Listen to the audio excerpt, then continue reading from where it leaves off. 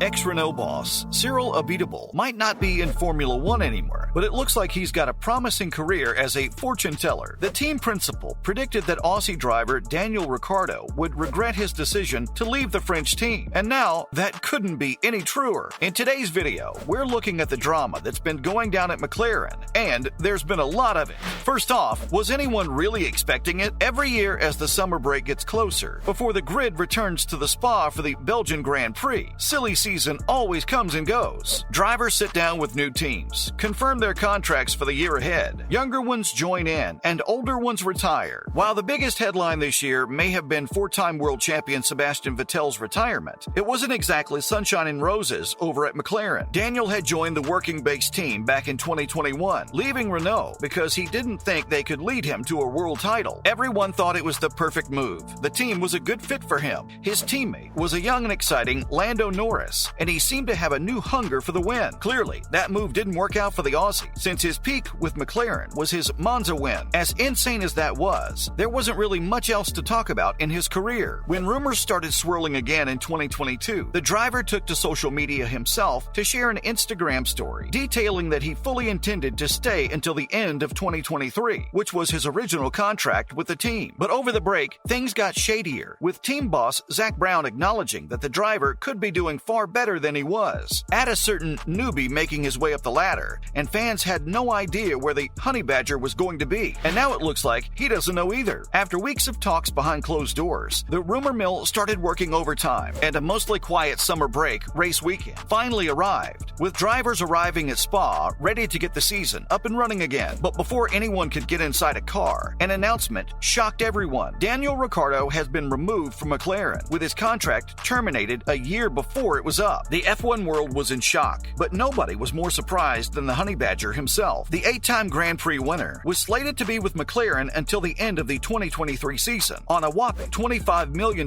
contract. But clearly, that didn't matter too much, as it was cut off before the 2022 season even started up again. Gone were the promises of a season and a half more with the team. Daniel took to Instagram to announce the termination, explaining what had happened, but also clarifying he still wanted to do Formula One and win a title somehow. As the comments filled up with fan support and crying emojis, Daniel also confirmed that the decision was mutual and that he had been in talks with Zak Brown and team principal Andreas Seidel for months about it. The 33-year-old didn't confirm where he would be next year, but he said he was proud of everything he achieved at McLaren, especially that win at Monza. For now, he's ready to give his full 100% to the team in the remainder of the season, which means we're going to see some crazy driving from him in the coming months. So where's he going to go from here? It's the most important question once we get past the shock of him leaving. Where exactly is he going to go? At the moment, there are a bunch of seats on the grid that are still up for grabs, but Daniel could find a place at any of them. One of the most talented drivers on the current grid, not to mention a hugely popular fan favorite after his drive to survive antics. It's not hard to imagine that many teams will want the Perth local on their side, even though he's not got the best position in the driver standings right now with just 19 points.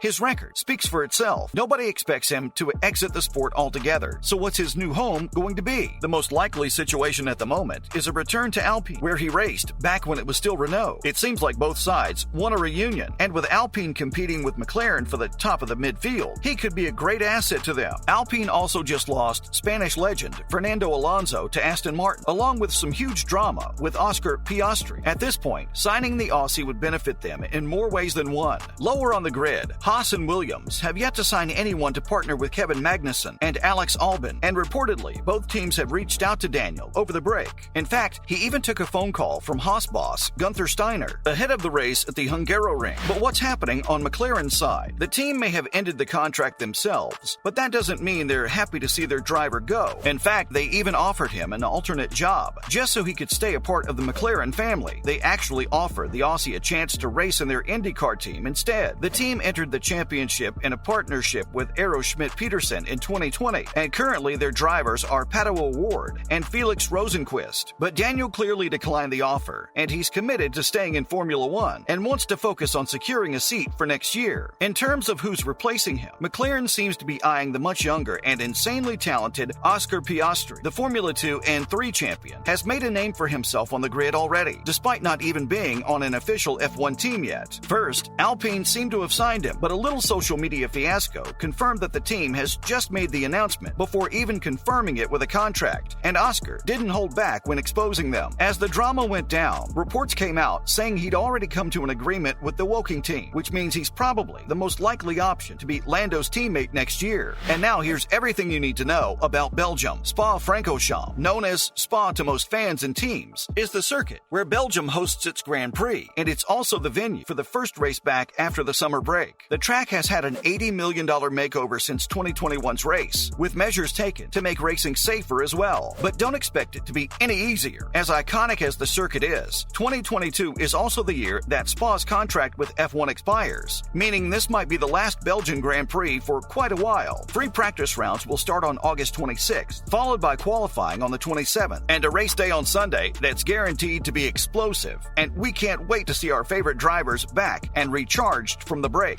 Next, here's the latest from the racing world. First up, Vettel's finally got something to say after that announcement. The drivers are finally back in Belgium, and the press conference was Sebastian Vettel's first time speaking to his fans since he announced his retirement. The driver seemed mostly happy and optimistic, saying he was only looking toward the future. He talked about the rest of his season with Aston Martin, saying he's going to give it his all and get the absolute best of the car that he can for the races left. At the same time, he also seemed happy to be exiting the sport. When you've won 4 world championships, it does get a little easier to leave. Seb also talked about the Ricciardo situation, saying he was one of the best drivers, but McLaren failed to extract the potential he has. We're sure he's not the only person who feels that way, and just like us, he's looking forward to seeing where the Honey Badger goes from here. And is Formula One going to be a boys' game forever? The F1 CEO, Stefano Domenicali, has come out to say that he doesn't think there are going to be any women in F1 for at least the next 5 years. In the sport's history, there have only been 2 women on the grid, the first being Lella Lombardi, who scored points in the 1975 Spanish Grand Prix. The second is Susie Wolff, the wife of Mercedes boss Toto, who drove a free practice for Williams in 2014. But according to Stefano, the sport is trying its best to create more opportunities for women to race. And finally, Lando is sad to see his teammate go. Lando Norris has been Daniel McLaren's teammate since 2021, and he's been understanding of his situation with the car so far. Despite being 57 points ahead in the rankings, Lando still says that he's learned a lot from his soon-to-be ex-teammate, and he's going to miss him too. That's just one more thing we can all agree with him on. That's a wrap for this video. Where do you think Daniel will be next year? Let us know in the comments below. Make sure to give this video a thumbs up and subscribe to our channel for more videos like this. See you in the next one.